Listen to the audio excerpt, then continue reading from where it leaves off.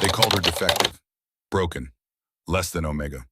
But when the Alpha Kings shattered tradition to lift her from flames, the moon seemed to pause. And in that silence, a kingdom began to fall. The ceremonial grounds of the Silver Moon Pack stretched beneath ancient pines, their branches heavy with Montana snow.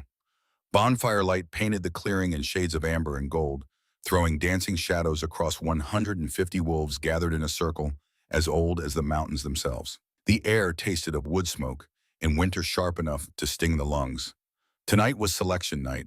Alara Morrison moved through the crowd like a ghost invisible, as she had learned to be. 21 years old, though she looked younger, worn down by years of hiding in plain sight. Her hands carried a heavy wooden tray laden with goblets of spiced wine, the weight familiar after 5 years of service. The metal collar of her servant's dress pressed cold against her throat, marking her station as clearly as any brand. Less than Omega. The words followed her like a shadow. She kept her eyes down as she wove between pack members, dressed in ceremonial furs and leather. Their voices rose and fell in excited conversation, speculation about which male would be chosen tonight. About Seraphine. The bonfire crackled and spat, shooting sparks toward the full moon hanging low and heavy in the winter sky. Alara felt its pull in her bones, a constant ache that never quite faded. 5 years since her first moon ceremony. 5 years since she had stood in this very circle and failed to shift while every other young wolf transformed beneath the lunar light. 5 years since Alpha Gavin Morrison had declared her Omega trash. Not Morrison anymore, though. Just Omega. Just servant. Just invisible. She approached the center circle where Seraphine held court, and her stomach tightened with familiar dread. Seraphine Morrison, daughter of the Alpha, gleamed in the firelight like something carved from ice and cruelty. 21 years old, same as Alara, but worlds apart. Her white ceremonial gown clung to curves that spoke of wealth and plenty of meat every night, and warm beds and hands that had never scrubbed floors or emptied chamber pots. Silver thread traced patterns across the silk, catching light with every movement. Her dark hair fell in perfect waves down her back, crowned with winter berries and moonflower. Beautiful. Powerful. Everything Alara was not. 3 young males stood before her alphas from neighboring packs, come to compete for her favor. Selection night tradition, old as the wolf itself. The female alpha heir would dance with suitors, and the pack would watch. And by dawn, a mate bond might form, or political alliances might shift. Either way, power would change hands. Alara moved closer, offering wine to the gathered elders who sat in positions of honor. Their weathered faces showed no acknowledgement as she served them. 5 years, and they had learned to look through her as if she were smoke. She had almost completed her circuit when Seraphine's voice cut through the night like silver on stone. "You there, Omega?" Alara froze. The tray trembled in her hands, wine sloshing dangerously close to the rim of the goblets. "Come here." There was no refusing a direct command. Alara moved forward on feet that had learned to be silent, approaching the center circle where firelight blazed hottest. Heat pressed against her face dried the moisture from her eyes. Seraphine stood with one hand resting on the arm of a tall male alpha, her smile sharp as broken glass. Her eyes found Alara's face and held, and something cold slithered through that gaze. Something that promised pain. "My guests need refreshment," Seraphine's voice carried across the clearing, sweet as poisoned honey. "But you're moving so slowly tonight. Perhaps you need motivation." Alara's pulse hammered against her throat. "I'm sorry, my lady. I'll move faster." "Oh, I think you will." It happened so fast that afterward Alara could never piece together the exact sequence. Seraphine's hand moving in a gesture that looked accidental. The tray tilting. Alara stumbling forward, trying to catch the falling goblets. And Seraphine's other hand, unseen by the watching crowd, shoving hard against Alara's shoulder. The bonfire pit loomed before her, a mouth of flame and heat. Alara's feet tangled in her servant's skirts. She pitched forward, arms windmilling uselessly, and then the world became fire. Her gown caught first. The rough cotton that marked her as Omega ignited like kindling flames, racing up the fabric with hungry speed. Heat seared her legs, her side.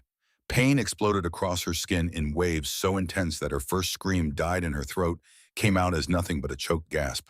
She hit the ground at the edge of the fire pit, rolling instinctively away from the flames, but her gown was an inferno now. Smoke filled her lungs. The smell of burning fabric mixed with something worse, something that made her stomach heave. Burning hair, burning skin.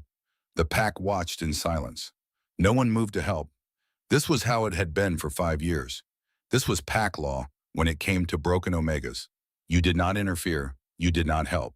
You watched and you learned what happened to those who failed their first moon. Alara rolled again, desperate, trying to smother the flames against cold ground. Her hands beat at the burning fabric, and pain shrieked up her arms.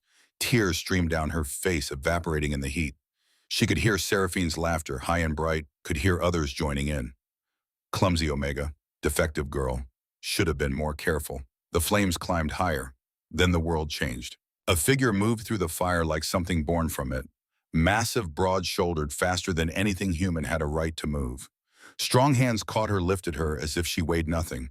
A heavy cloak wrapped around her burning body, smothering the flames in thick wool that smelled of pine and winter, and something wild. The heat died.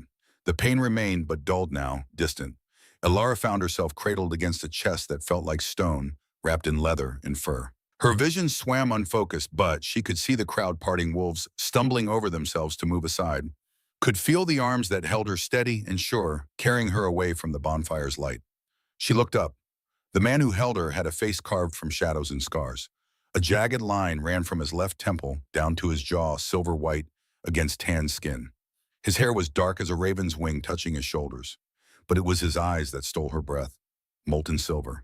Literally silver, like the moon itself had been caught and trapped there, glowing with its own light. Not just any Alpha, the Alpha King. She had seen him only once before, 2 years ago, when he had passed through Silver Moon territory on border patrol. Had watched from the kitchen gardens as his retinue rode past. Had felt something shift in her chest, some recognition she could not name. Now he held her against him as if she were precious. As if she were not Omega trash, but something worth saving. His eyes swept the crowd, that silver gaze pinning wolves where they stood. When he spoke, his voice carried the kind of authority that made submission instinctive, inevitable. Who commanded this cruelty? Silence answered him. Even the fire seemed to quiet, flames settling to a low crackle. Alpha Gavin Morrison stepped forward from the circle of elders, his heavy frame moving with the careful dignity of a man who knew his power was being challenged. At 53, he still carried the bulk of a warrior, though his belly had grown soft with age and comfort. His beard was shot through with silver, his eyes the flat brown of river stones. Your Majesty, Gavin's voice was smooth, practiced. This was an accident. The girl is clumsy, always has been. She stumbled into the fire through her own carelessness. The Alpha King's arms tightened fractionally around Alara. She could feel tension singing through his body like a drawn bowstring. She stumbled. His voice was quiet, dangerous. Into a bonfire, during a ceremonial gathering. She is Omega, Your Majesty.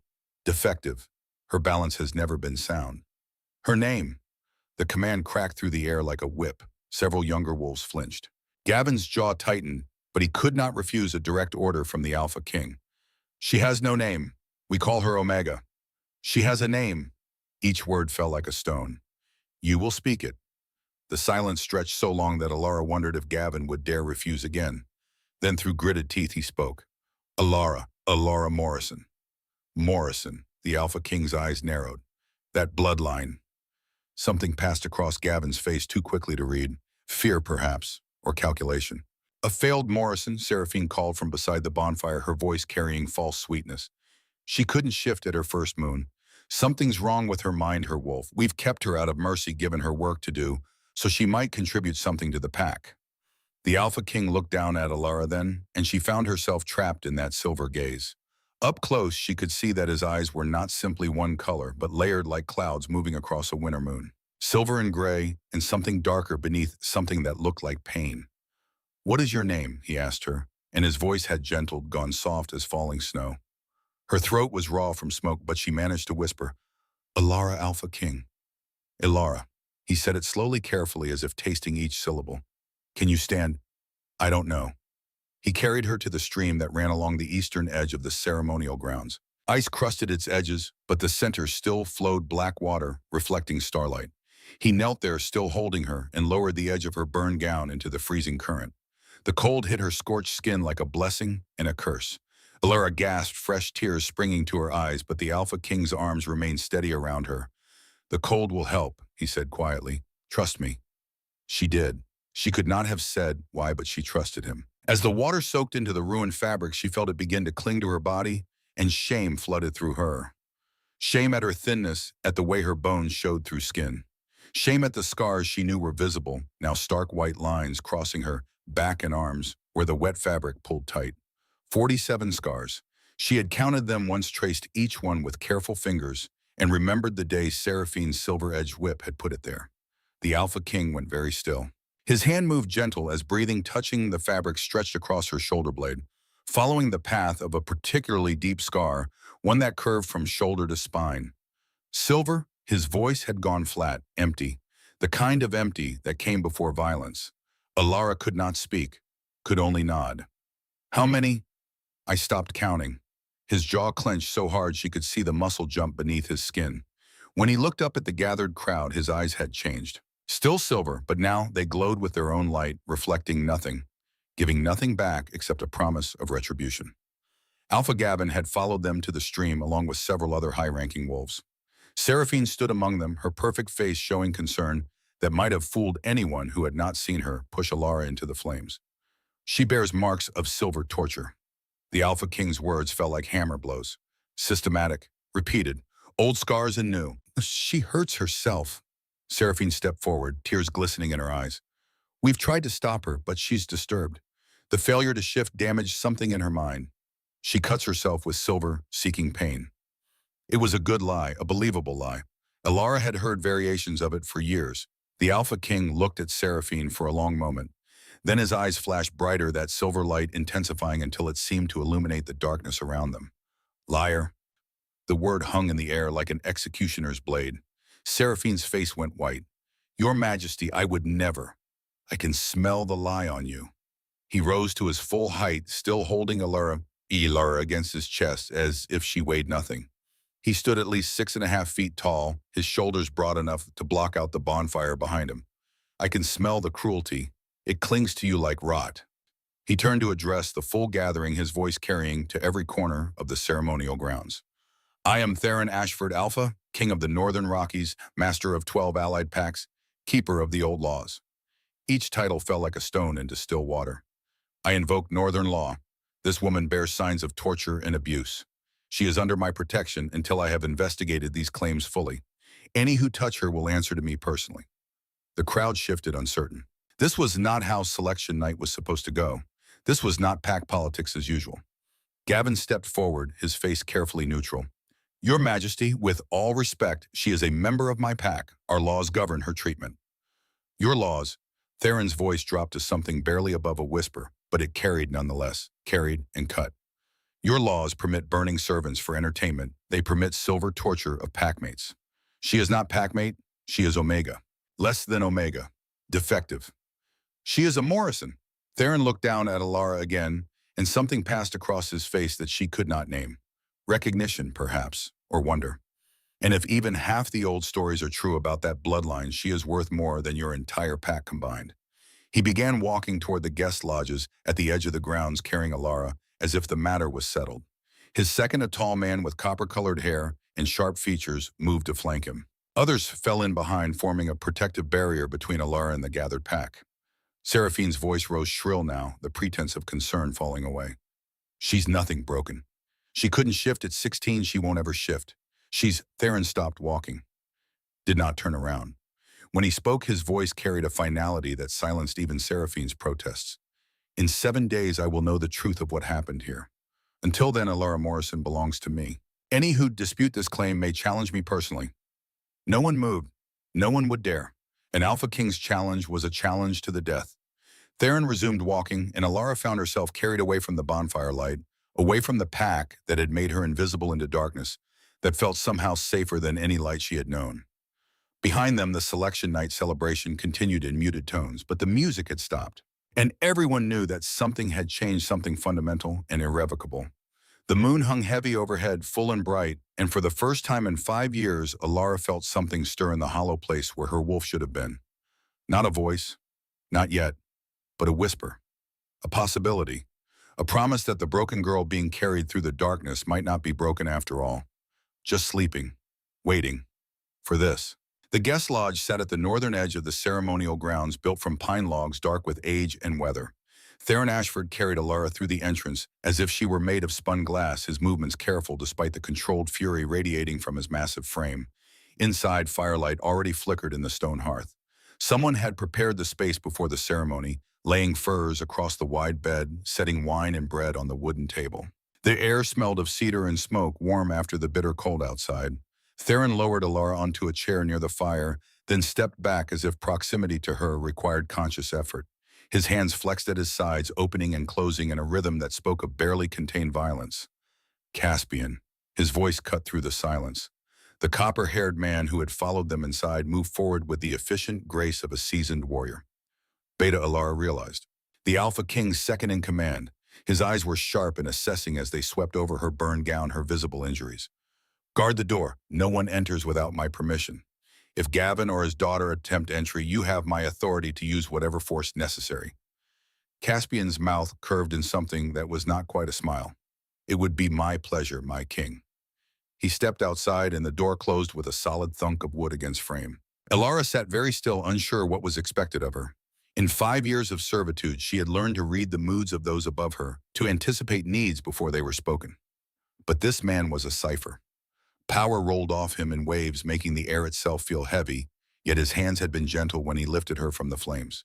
Theron moved to a chest in the corner, removing items with practiced efficiency. Clean cloth, a clay jar that sloshed when he lifted it, bandages. He brought them to the small table beside her chair, then knelt so their eyes were level. This close, she could see details she had missed before. The scar that marked his face was old but deep, the kind of wound that should have killed him. His jaw was strong, covered in dark stubble that could not quite hide another smaller scar at the corner of his mouth. His hair fell forward, and she saw a thin braid woven with silver thread hidden among the darker strands. A mourning braid. Someone he had lost. I need to see the burns. His voice had gentled again, that careful softness that seemed at odds with everything else about him. May I? The question startled her. No one had asked her permission for anything in 5 years. Yes, Alpha King. Theron, my name is Theron. I couldn't. You can. His silver eyes held hers. And you will. I am asking you to trust me, Alara Morrison. The least I can offer in return is my name. She nodded, not trusting her voice. His hands moved to the ties at her shoulder, the fastenings that held the ruined gown in place. His fingers were warm against her chilled skin, careful not to brush against the burns. He worked slowly, giving her time to protest, to pull away. She did neither. The gown fell away in pieces, the burned sections crumbling to ash and char. Underneath, her shift had survived mostly intact, though it too was wet and clinging. Theron's jaw tightened as more of her body became visible. The burns ran along her left side, angry red marks that would blister soon. But it was the other marks that made his hands still. The scars that covered her back, her arms, her shoulders. 47 lines of silvered tissue, some thick as rope, others thin as thread. A map of cruelty drawn in her flesh. Tell me. Theron's voice had gone rough. Tell me who did this. It doesn't matter. It matters to me. Alara looked at the fire, unable to meet those silver eyes. Seraphine. She's done this since I was 16. Since I failed to shift. Why silver? Because it hurts more.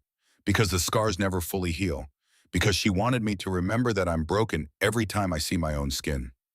Theron said nothing for a long moment. When Alara risked a glance at his face, she saw something that made her breath catch. His eyes had changed, the silver bleeding to black at the edges. Veins stood out on his neck, dark as ink against his skin. And those veins were spreading. They crawled up from beneath his collar, thin black lines that webbed across his throat like cracks in ice. As she watched, they reached his jaw, began creeping toward his temple.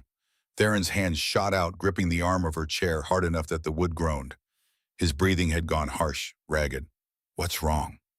The words left her before she could think better of questioning an Alpha King. Shadow sickness. Each word seemed to cost him. Feral curse. Ignore it. But she could not ignore it. The black veins were spreading faster now, racing across his face. His eyes had gone fully black, no trace of silver remaining. A low growl built in his chest, animalistic and wrong. He tried to stand to move away from her, but his legs gave out. He collapsed to his knees, one hand pressed against his chest, as if he could hold something inside by force alone. The growl became a snarl. Alara did not think, did not calculate the risk. She simply moved, sliding from her chair to kneel in front of him, her hands reaching for his face. Don't. The word tore from him. Not safe, can't control. She touched him anyway. Her palms pressed against his cheeks, cool skin against fevered. The moment contact was made, something happened that defied explanation. The black veins stopped spreading. Theron's eyes snapped to hers and she saw awareness flood back into that silver gaze. The darkness began to recede, those ink-dark lines retreating down his throat, disappearing beneath his collar. His breathing slowed, steadied. The growl died in his chest. They knelt there facing each other in the firelight, her hands still cupping his face. His own hands came up to cover hers, holding them in place as if afraid she might pull away. How? The word was barely a whisper. How did you do that? I don't know. What was that? The shadow sickness. Theron's eyes closed. When he opened them again, something vulnerable looked out from behind all that power. 3 years ago, I fought a feral alpha, one who had lost himself completely to the wolf, become nothing but rage and hunger. He bit me during the fight, tore open my shoulder before I killed him. His hand moved to touch the scar hidden beneath his shirt. The bite was infected with shadow poison. It's been spreading ever since, slowly turning me feral, driving my wolf mad. Is there a cure? They say only a true mate can cure shadow sickness. But I've tested every eligible female in 12 packs. None of them could even slow the progression. His hands tightened on hers. Until you. The moment you touched me, the pain stopped. The madness quieted. For the first time in 3 years, I felt silence in my own head. Ilara's pulse hammered against her throat. But I can't be. What, my mate? Something that might have been a smile touched his mouth. Why not? Because I'm broken. Defective. I don't even have a wolf. You have a wolf. His certainty was absolute. I can hear her. Faint, buried deep, but she's there. Calling to mine. That molten gaze held hers. That's impossible. Is it? Theron released one of her hands, reaching instead for the clay jar he had brought from the chest. Let me tend your burns. Then we'll talk about impossible things. He worked in silence, spreading a cool salve across her scorched skin. The pain eased almost immediately, replaced by a tingling numbness. His touch was clinical, professional, but Ilara could feel the tension in him, the way he avoided looking directly at the worst of her scars. When he finished with the burns, he did not stop. His fingers traced the edge of an old scar, one that curved across her shoulder blade. How long has this been happening, the torture? 5 years, since my first moon. Tell me about that night. Ilara closed her eyes, but the memory came anyway, vivid as yesterday. She had been 16, standing in the sacred circle with 7 other young wolves. All of them children of ranking families, all of them ready to meet their wolves for the first time. The full moon had hung overhead so bright it cast shadows. One by one, the others had shifted. Bones cracking and reforming, cries of pain giving way to howls of triumph. Beautiful wolves of brown and gray and black, their eyes glowing gold in the moonlight. Ilara had felt something inside her, something wild trying to surface. Her bones had begun to ache, her skin to burn. She had been so sure, so certain that her wolf was coming. Then Gavin had stepped into the circle. He had carried a cup, offered it to her with a father's gentle smile. Drink this, daughter. It will ease the transformation. She had trusted him, had drunk the bitter liquid without question. The pain had stopped immediately. The wild thing inside her had gone silent.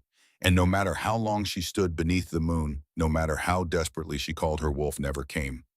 They gave you something. Theron's voice brought her back to the present. That night, what was it? Gavin said it was medicine, to help with the pain. Wolf's bane. Fury edged each word. He dosed you with wolf's bane. It suppresses the shift, keeps the wolf dormant. But that was 5 years ago. Surely it would have worn off by now. Theron shook his head slowly. Not if they kept dosing you. Small amounts, regular intervals. Just enough to keep your wolf sleeping without killing you outright. His eyes searched hers. Your food, your water. Have you noticed anything unusual about the taste? She had. A bitter undertone in her morning porridge and the water from the well she was permitted to use. She had assumed it was just poor quality scraps meant for omega trash. Every day, she whispered, for 5 years. 5,475 days. Theron's voice had gone deadly quiet. 5,475 doses of poison. That's not suppression.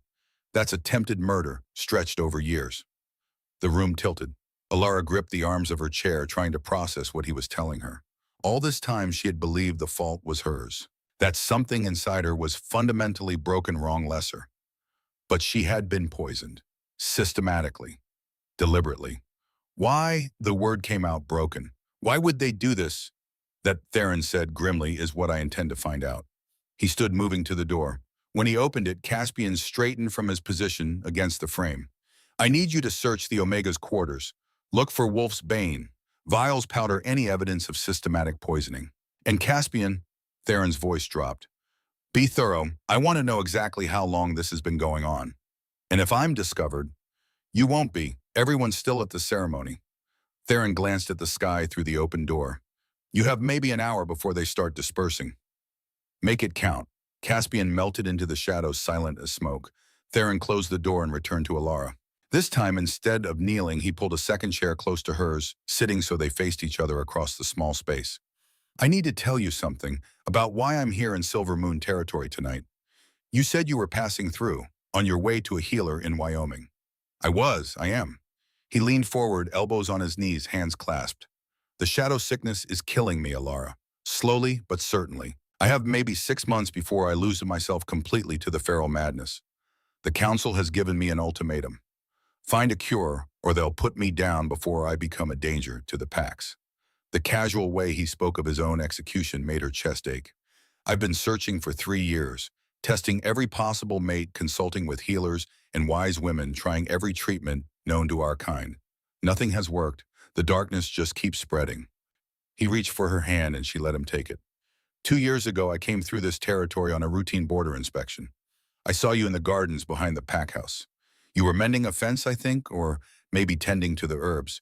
You had your hair pulled back and you were humming something under your breath.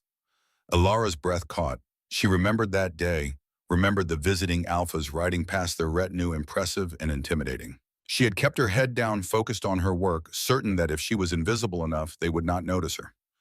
I noticed you, Theron continued quietly, and for the first time since I was bitten, the shadow pain eased. Just for a few minutes, just while I could still catch your scent on the wind. I thought I had imagined it. What did I smell like? Moonflowers and rain, like the gardens after a summer storm. His thumb traced circles on the back of her hand. I came back a year later. Told myself it was for a trade negotiation, but really I just wanted to see if the scent was real. If you were real. I served wine that day in the Great Hall. You did. You tucked your hair behind your left ear, the same gesture you'd made the first time I saw you. And again, the pain eased. This time I was certain. Why didn't you say anything? What could I say that I was drawn to an Omega servant I'd seen twice from a distance, that her scent made my wolf quiet? I didn't even know your name. His jaw tightened. And I am a King Alara. I cannot simply claim someone without cause, without their consent. No matter how much my wolf insisted you were important. Your wolf knew. Mine has known from the beginning. He's been clawing at me for 2 years, demanding I come back, demanding I find you again. Theron's eyes met hers, and in them, she saw the truth of what he was saying. Tonight, when I caught your scent, again when I saw you pushed into those flames, he nearly took control completely. The only thing that stopped him from ripping Seraphine apart was the knowledge that you needed help more than you needed revenge. The door opened without warning. Caspian stepped inside, his expression grim. In his hands, he carried a small wooden box. Found it hidden in the rafters of the storage shed where she sleeps. Along with this. He produced a leather-bound ledger, its pages yellowed with age and use. Theron took both items, setting the box on the table between the chairs. When he opened it, Alara saw rows of small glass vials, each filled with a dark liquid that seemed to absorb the firelight rather than reflect it. Wolf's Bane, dozens of doses. The ledger. Theron's voice had gone flat. Dangerous. Caspian opened it to a marked page pointing to entries written in a neat feminine hand. Day 1 subject shows no signs of shift prevention. Continuing standard dose. Day 37. Subject attempted to shift during tonight's hunt. Dose increased to 3 drops daily. Day 112 subjects, wolf appears fully suppressed.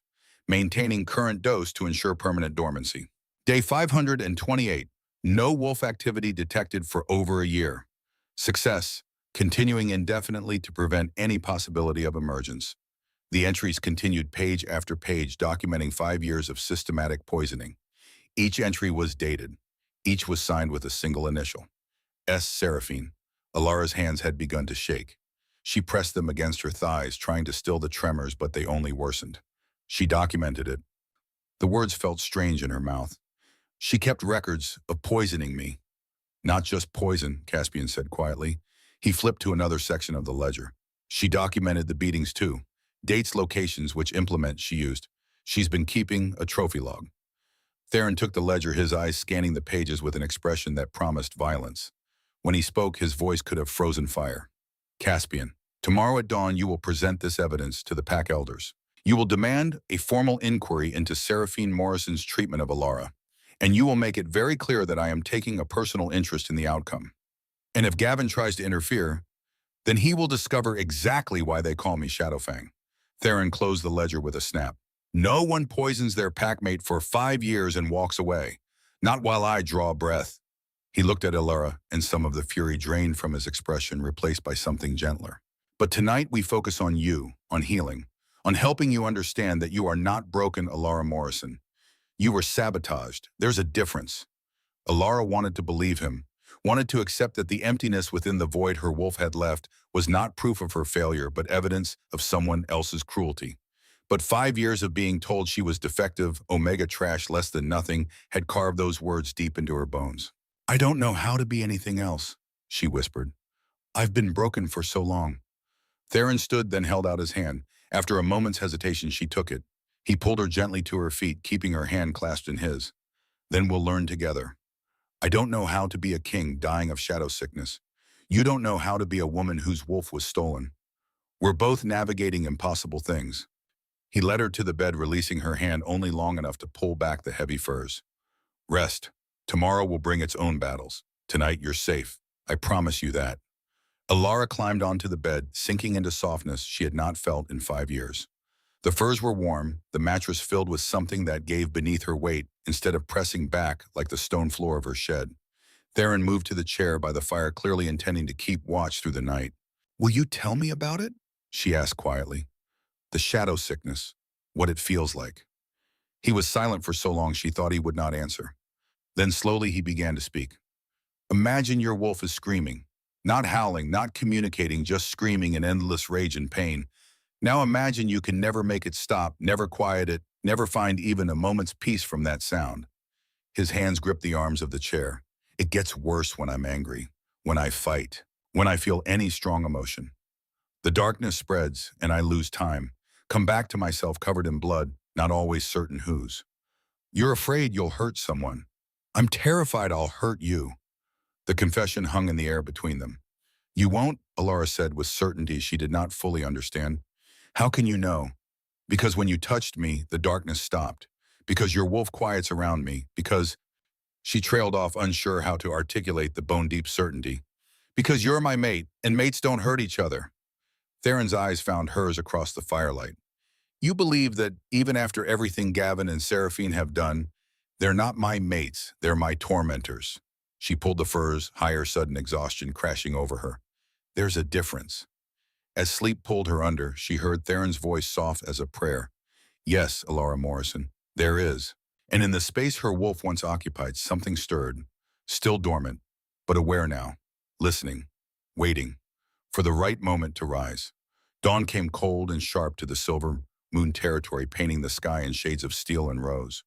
Alara woke to unfamiliar softness, her body cradled in furs that smelled of pine and winter, and something wild that made her pulse quicken. For a handful of heartbeats, she forgot where she was. Forgot the bonfire, the flames, the silver eyes that had looked at her as if she mattered. Then memory crashed back, and with it pain. The burns along her side throbbed with each breath. The scars on her back ached in the morning chill.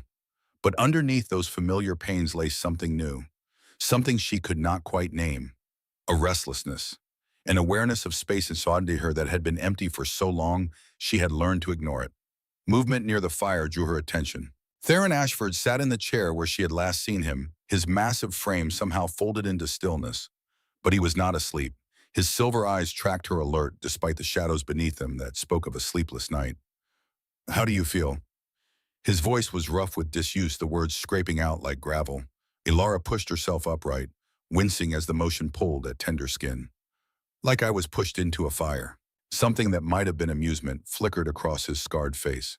Fair enough. He stood moving to the table where someone had left fresh bread and cold meat during the night. When he brought it to her, she noticed the way he held himself careful and controlled, as if afraid sudden movement might shatter something fragile. Eat. You'll need your strength for what comes next. What comes next? The truth. He returned to his chair, but this time he dragged it closer to the bed, close enough that she could see the fine silver threading through his dark hair, the way his jaw clenched and released in a rhythm that spoke of tension held at bay. Caspian presented the evidence to the pack elders an hour ago. They've called for an assembly at midday. Alara's hands stilled on the bread. An assembly. A formal inquiry into your treatment. Into the poisoning, the torture, the systematic abuse documented in Seraphine's ledger. His eyes held hers. You'll need to testify. Fear crawled up her spine, cold and familiar. They won't believe me. They never have. They will believe the evidence. Wolf's Bane vials with Seraphine's scent all over them. A ledger in her handwriting detailing 5 years of torture. And they will believe me when I tell them what I witnessed last night. Gavin is their alpha. Seraphine is his heir. You are Alara Morrison. Theron leaned forward, his intensity pinning her in place. Daughter of Elisanda Morrison.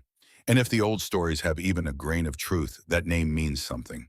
Something that might explain why they worked so hard to break you. What stories? Theron was quiet for a moment, his gaze distant, as if seeing through the walls of the Law Lodge to something far beyond. The Moonfire Morrisons were the most powerful bloodline in the Northern Territories. Ancient, noble. Their wolves were different from others blessed by the moon herself with abilities that bordered on magic. What kind of abilities? Healing, for one. They could cure injuries that would kill normal wolves. Some say they could even reverse shadow sickness. His mouth quirked. Though I always thought that was just legend. Until now, his expression said, but if they were so powerful, what happened to them? Why haven't I heard these stories? Because they were hunted to extinction 50 years ago. Other packs feared their power or coveted it, or both. By the time I became Alpha King, everyone believed the bloodline had died out completely. He paused. Everyone except perhaps those who knew better. Understanding crept through her like ice water. You think Gavin knew about my mother, about what I might be. I think your mother's death 7 years ago was no accident. And I think your inability to shift at 16 was no failure of yours, but a very deliberate act of suppression. Theron's hands curled into fists. The question is why? Why poison you instead of simply killing you? Why keep you close as a servant instead of driving you away? Control, Alara whispered, the word tasting like ash. If I believed I was broken, I would never question, never fight back, never discover what I truly was. Exactly. A knock at the door interrupted them. Caspian entered without waiting for permission, his expression grim. The elders are assembling early. Gavin's been working them since sunrise, spreading his version of events. We need to move now. Theron rose in one fluid motion. Has he seen the evidence? He's claiming it's fabricated, that you planted it to undermine his authority. Caspian's jaw tightened. He's calling for your removal from pack territory. Says you violated guest law by interfering in internal pack matters. Internal pack matters. Theron's voice went deadly soft. Is that what we're calling attempted murder now? He has supporters among the elders, old wolves who remember when Silver Moon was powerful before the Moonfire Purge. They're not eager to admit they've been harboring the last Morrison heir. Alara swung her legs over the side of the bed, ignoring the protest from her burned skin. Then I'll tell them myself. I'll make them listen. Both men turned to look at her. Caspian's expression showed surprise. Theron's showed something else. Pride, perhaps. You don't have to do this, Theron said quietly. I can handle Gavin. I can force their hand. No, Alara stood swaying slightly before finding her balance. This is my fight, my truth. I've been silent for 5 years, invisible for 5 years. If I'm going to stop being broken, I need to start by refusing to hide. Theron crossed the space between them in 2 strides. His hands came up to frame her face gentle despite their size and strength. You were never broken, he said fiercely. Never. Do you understand me? She wanted to believe him, wanted to accept the certainty in his silver eyes as truth. Instead, she just nodded. He released her, stepping back with visible effort. Caspian, find her something to wear. Something that doesn't mark her as Omega. Already done. Caspian produced a bundle of fabric from near the door. My sister is about her size. I borrowed these last night. The clothes were simple but well made. A shirt of soft gray wool leather pants lined with fur boots that fit better than anything Alara had worn in 5 years. When she was dressed, Caspian handed her one more item, a cloak. Deep green trimmed with silver thread marked with the sigil of the Northern Rockies. You're under the Alpha King's protection, Caspian said as he fastened it around her shoulders. Let everyone see it. The assembly grounds sat at the heart of Silver Moon territory, a natural amphitheater carved from stone and time. Pack members were already gathering when they arrived, more than Alara had ever seen in one place. Word of the Alpha King's accusations had spread fast. The elders sat in a semicircle at the lowest point, 7 ancient wolves whose combined age likely exceeded 3 centuries. Gavin Morrison stood before them, his bulk impressive in ceremonial furs, his face carefully arranged in an expression of wounded dignity. Seraphine stood behind him, and when her eyes found Alara, hatred blazed there, so bright it was almost physical. Theron led Alara down the stone steps to the assembly floor, Caspian a silent shadow at their backs. Every eye tracked their descent. Every whisper fell silent. When they reached the center, Theron did not stop beside the elders as protocol demanded. Instead, he positioned himself directly in front of them, Alara at his side, and spoke in a voice that carried to every corner of the amphitheater. I am Theron Ashford, Alpha King of the Northern Rockies. I stand before you to make formal accusation against Alpha Gavin Morrison and his daughter Seraphine for crimes of torture poisoning and conspiracy to suppress a Moonfire bloodline heir. Murmurs rippled through the crowd. The elders exchanged glances. The eldest, a woman whose hair had gone silver with age, spoke in a voice like wind through winter branches. These are serious accusations, Alpha King. Do you have proof? Caspian stepped forward, placing the wooden box and leather ledger on the ground before the elders. 5 years of Wolf's Bane carefully measured and administered. 5 years of torture carefully documented. All in Seraphine Morrison's hand, all bearing her scent. Gavin's voice boomed across the amphitheater. Awesome. Those items were planted by northern wolves seeking to undermine Silver Moon Authority. My daughter would never buy you. Your daughter kept a trophy log. Theron's interruption cut like a blade. She documented every beating, every lash of the silver whip, every dose of poison, as if they were achievements to be proud of. The Omega is disturbed. Everyone knows this. She hurts herself, invents stories. I have scars. Alara's voice was not loud, but in the sudden silence it carried. 47 of them, all made by silver, all put there by Seraphine Morrison, while her father watched and did nothing. Gavin's face darkened. You have scars because you're clumsy and self-destructive, because you failed your first moon and it broke something in your mind. I failed my first moon because you poisoned me. The accusation hung in the air like smoke. That is a lie. Gavin surged forward only to stop when Theron moved to intercept, placing himself between the Alpha and Alara. I raised you as my own daughter after your mother died. I gave you shelter, food, purpose. You gave me Wolf's Bane in a cup and told me it was medicine. Alara stepped around Theron, refusing to hide behind his protection. You watched me stand in that circle, desperate and afraid, and you made certain my wolf would never come. Then you spent 5 years convincing me I was defective, so I would never question why. Your mother was a whore who died in disgrace. Theron's hand shot out, catching Gavin by the throat and lifting him off his feet with terrifying ease. Finish that sentence, Theron said softly, and I will remove your tongue. The elders rose as one. Alpha King, this is exactly. Theron did not look away from Gavin's reddening face. This man murdered Elisanda Morrison. He admits it with every word, every deflection, every desperate attempt to paint her as something shameful. He released Gavin, who stumbled backward, gasping, You want proof? Let's talk about why a powerful alpha female would die suddenly of a rogue attack in the middle of pack territory. Let's talk about why her daughter heir to the Moonfire bloodline would fail to shift at exactly 16 when every Morrison for generations shifted early. Theron turned to address the gathered pack. Gavin Morrison murdered Elisand to take control of this pack. Then he systematically destroyed her daughter to ensure no one would ever know the Moonfire bloodline survived. That's insane, Seraphine's voice cut across the amphitheater. The Moonfire bloodline is extinct. Everyone knows this. Is it? Theron looked at her with something like pity. Or did your father simply make you believe it was so you would never question why he worked so hard to keep Alara broken? He turned back to the elders. There is a way to prove this, an old way. Moon trial. The crowd's murmur became a roar. Moon trial was ancient law, rarely invoked, but absolute in its judgment. The silver-haired elder leaned forward. You wish to invoke moon trial for what purpose? To prove Alara Morrison is Moonfire bloodline. To prove her wolf exists and was suppressed, not absent. Theron's eyes blazed. If she shifts into a white wolf with violet eyes as all Moonfire alphas have throughout history, then Gavin's guilt is proven beyond question. And if she cannot shift even after the Wolf's Bane is purged from her system, then I will concede my accusations were false and leave Silver Moon territory forever. No, Alara grabbed his arm. You can't stake everything on me. I don't even know if I can shift. 5 years is too long. 7 days. Theron covered her hand with his. Give yourself 7 days to purge the poison. Then try. That's all I ask. And if I fail, you won't.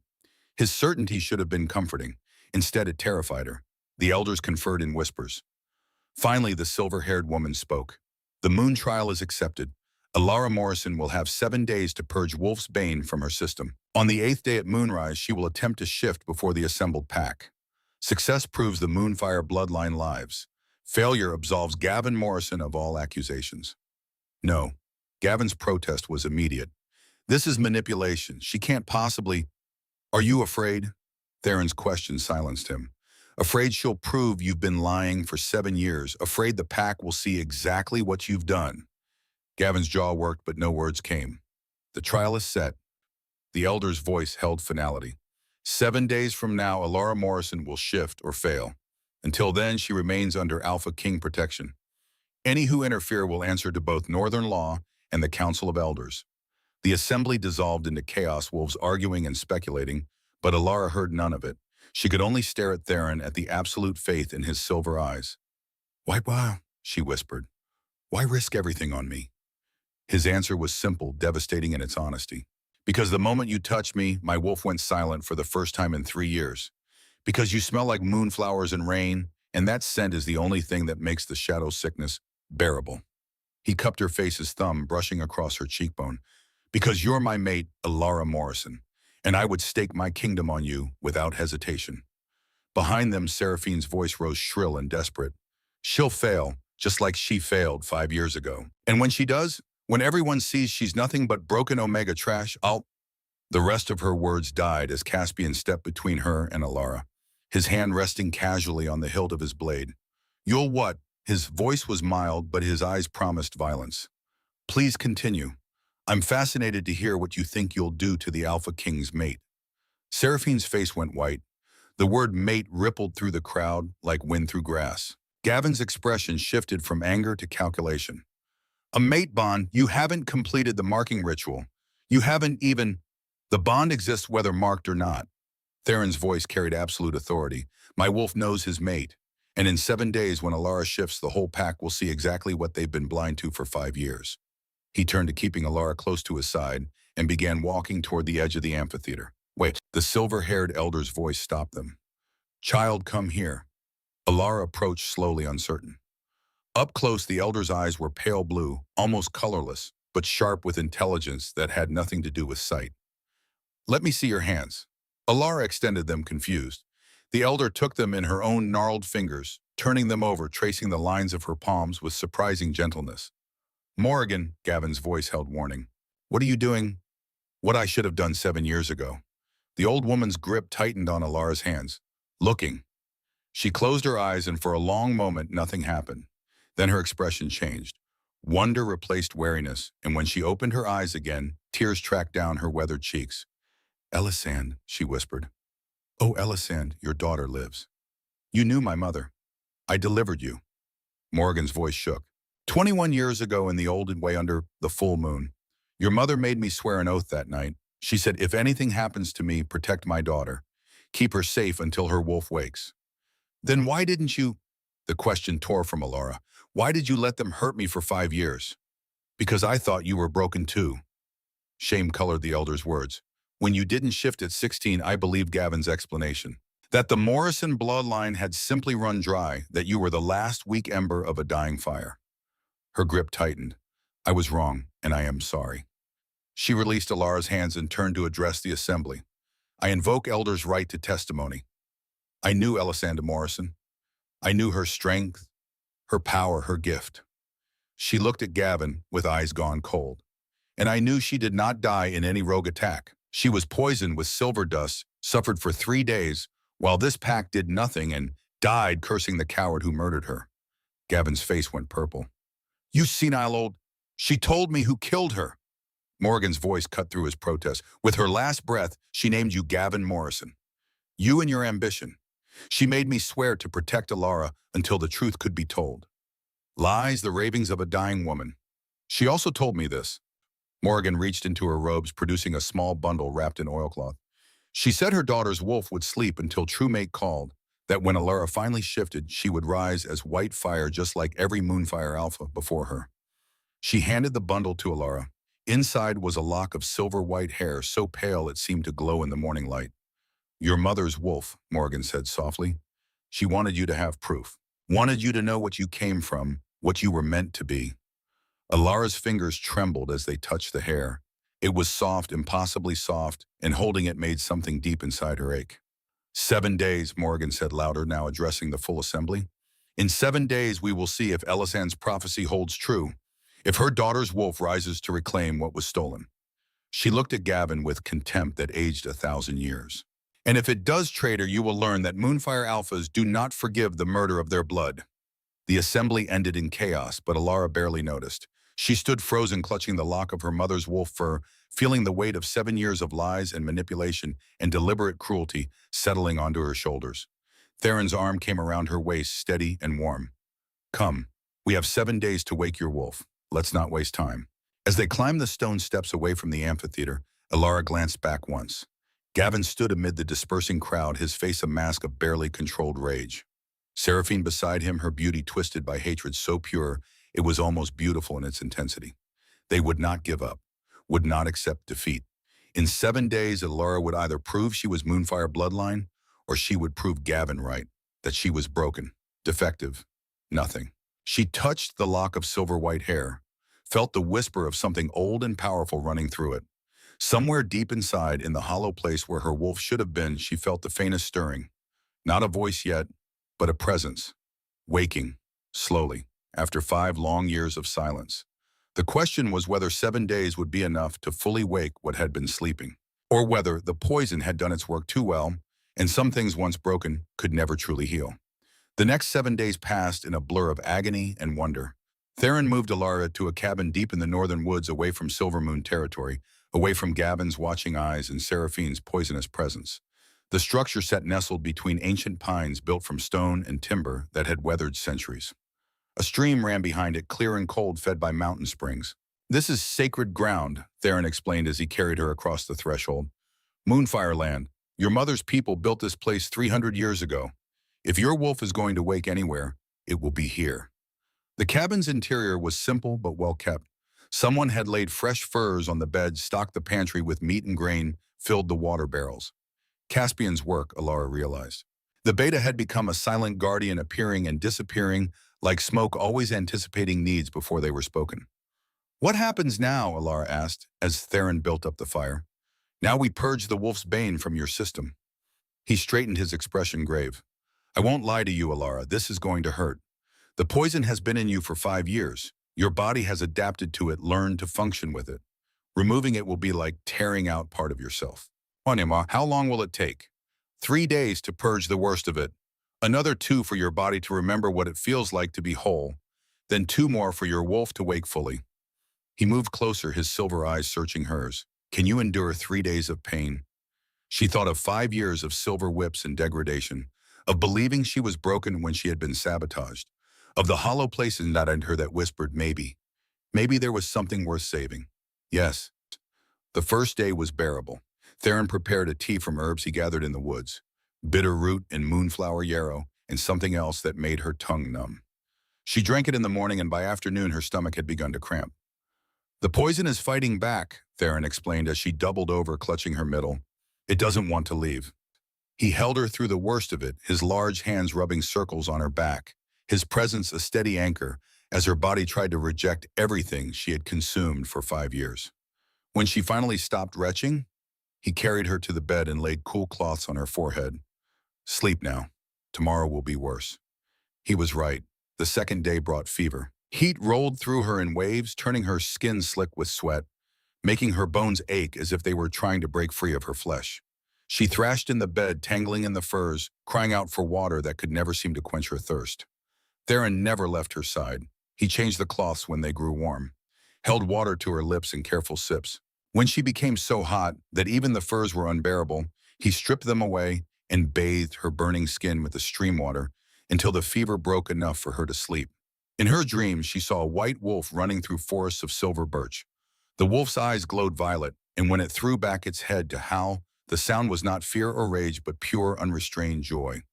She woke on the third day to find Theron slumped in a chair beside the bed, his head in his hands. Black veins crawled up his neck, pulsing with dark energy. The shadow sickness. Theron! Her voice came out as a rasp. His head snapped up, and she saw the struggle in his silver eyes. Saw them bleeding to black at the edges, saw his jaw clenched so tight that muscle jumped beneath skin. Without thinking, she reached for him. Her fingers touched his face, and the effect was immediate. The black veins stopped their advance. The darkness in his eyes receded like tide pulled by the moon. His hand came up to cover hers, holding it against his cheek. You shouldn't. His voice was rough. You need your strength. And you need this. They stayed like that for a long moment, her hand on his face, his covering it, both of them breathing in tandem as the shadow sickness retreated. Finally, Theron pulled back, though she could see the effort it cost him. The worst is over. The wolf's bane is mostly purged. Now we wait for your wolf to wake. How will I know? You'll know. The fourth day brought clarity. Alara woke feeling hollowed out, wrung dry but clean in a way she had not felt in 5 years. The constant bitter taste on her tongue was gone. The subtle numbness in her fingers had vanished. She felt raw, exposed, but whole. Theron brought her broth and bread, made her eat slowly despite her hunger. Your body needs to remember how to process real food. No wolf's bane to filter through. It will take time. She managed half the bowl before exhaustion claimed her again. When she woke next, it was dark outside. Moonlight streamed through the cabin's single window, painting everything silver. And inside her, something moved. More than a whisper now. A presence. A stirring in that empty space like something stretching after a long sleep. Her breath caught. Theron was there instantly, kneeling beside the bed. What is it? I felt... She pressed a hand to her chest. Something. Inside. His face transformed. Hope blazed there, so bright it was almost painful to witness. Your wolf, she's waking. The fifth day, Alara could stand without weakness dragging at her limbs. Could walk to the stream behind the cabin and kneel at its edge, staring at her reflection in water clear as glass. The face that looked back was unfamiliar. Sharper than she remembered, as if the loss of poison had stripped away a film she had not known was there. Her eyes seemed brighter, more focused. And unless she was imagining it, there was a faint violet shimmer at the edges of her irises. Do you see it? Theron had followed her to the stream. Those mercury eyes studied her reflection. The color change. It's starting. What does it mean? It means your wolf is closer to the surface than she's been in 5 years. It means your Moonfire bloodline true and unbroken. He crouched beside her. It means Gavin is going to face justice for what he's done. Alara touched the water-watched ripples distort her reflection. I'm afraid, she admitted quietly. What if I shift and the wolf is wrong somehow, damaged by the poison? She won't be. Theron's certainty was absolute. Wolves are primal Alara, pure. The poison kept her as sleeping, but it couldn't corrupt what she is. When she wakes, she'll be exactly what she was always meant to be. And what is that? He smiled, and it transformed his scarred face into something almost beautiful. Magnificent. The sixth day brought the first partial shift. It happened without warning. Alara was gathering firewood at the forest edge when pain exploded through her hands.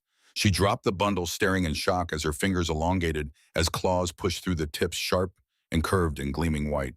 Not the dark claws of a normal wolf. White as bone. White as moon silver. She did not scream.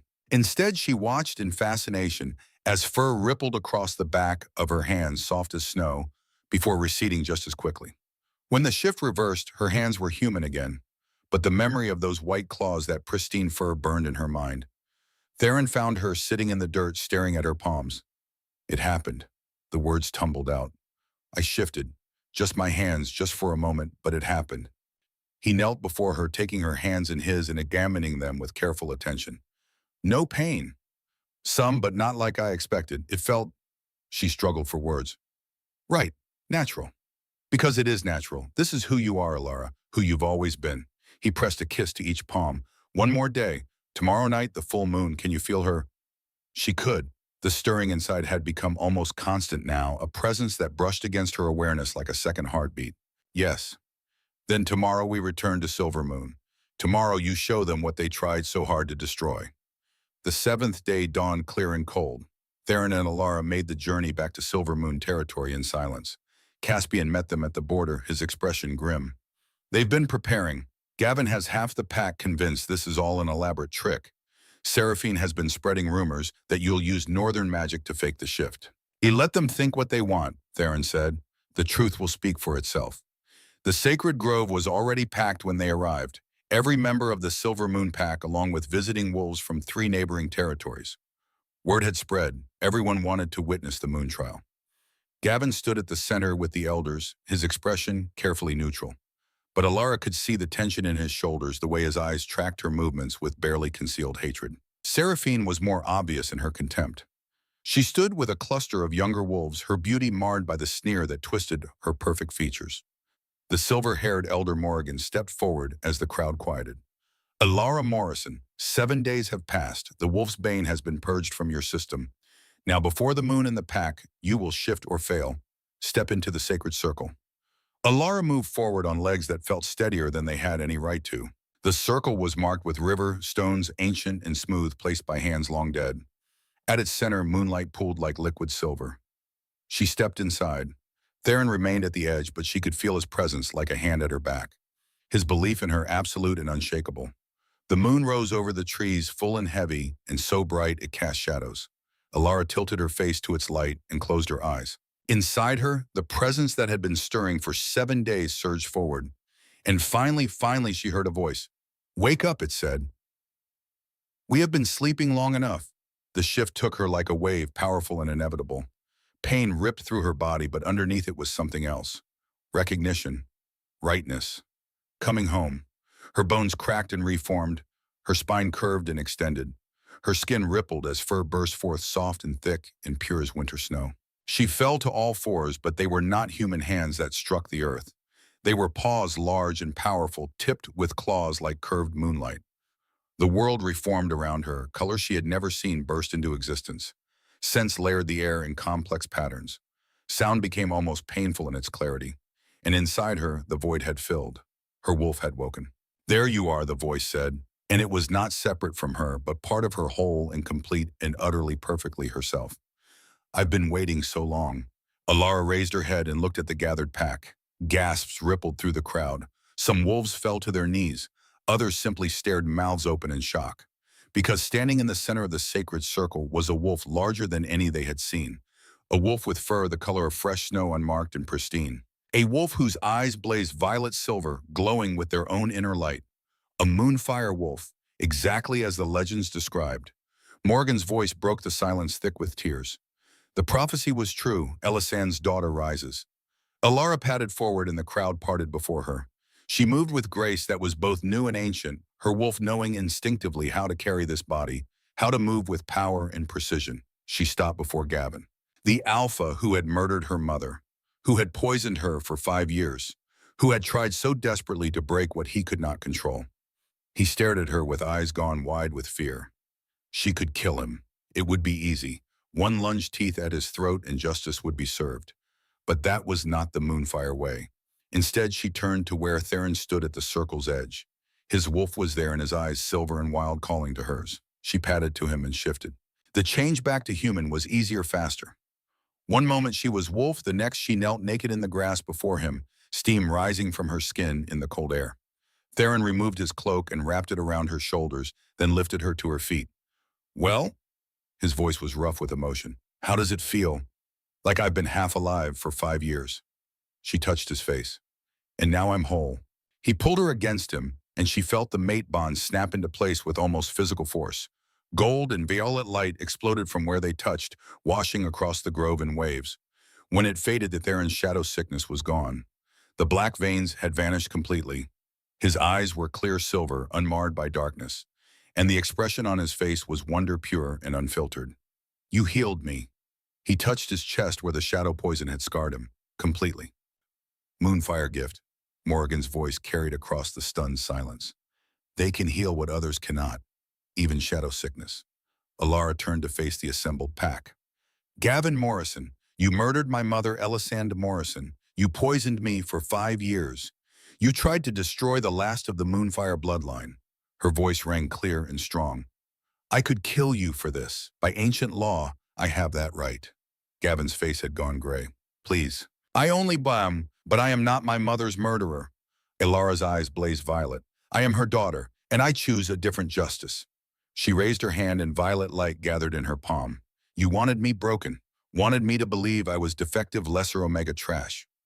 So here is my judgment. The light flared, and when it faded, Gavin collapsed to his knees. Inside him, something fundamental had changed. Alara could see it in his eyes and the way he clutched at his chest. Your wolf is still there, she said quietly, but you will never shift again. You will live as human aging as humans do, knowing every day what you tried to take from me. Morgan nodded slowly. A fitting punishment. To live forever apart from the wolf within. Neither one thing nor the other. No, Seraphine rushed forward. You can't do this. He's Alpha. He's nothing. Alara's gaze shifted to the young woman who had tortured her for 5 years. And you, Seraphine Morrison. You kept a ledger of your cruelty, documented every beating as if it were something to be proud of. She raised her hand again, but Theron caught her wrist. Not this one, he said quietly. This one faces northern justice. He gestured, and Caspian stepped forward with silver chains. Seraphine Morrison, by northern law, and with the blessing of the Silver Moon Elders, you are charged with 5 years of torture, attempted murder, and conspiracy. You will be taken to Northern Territory to face trial. If convicted, you will spend the remainder of your life in the silver cells beneath the palace. Seraphine screamed as the chains locked around her wrists, but no one moved to help her.